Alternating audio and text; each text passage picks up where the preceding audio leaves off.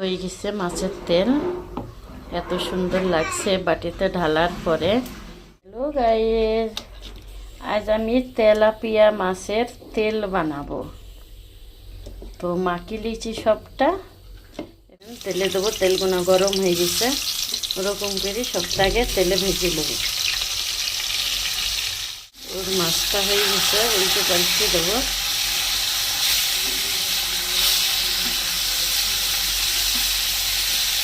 তুলে নেব কুচি।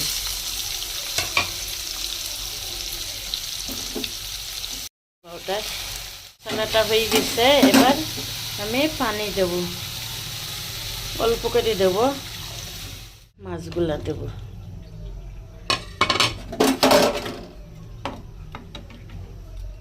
তেলটা হয়ে গেছে, বাটিতে ঢেলে নিয়েছি। খুব সুন্দর হয়েছে রান্নাটা।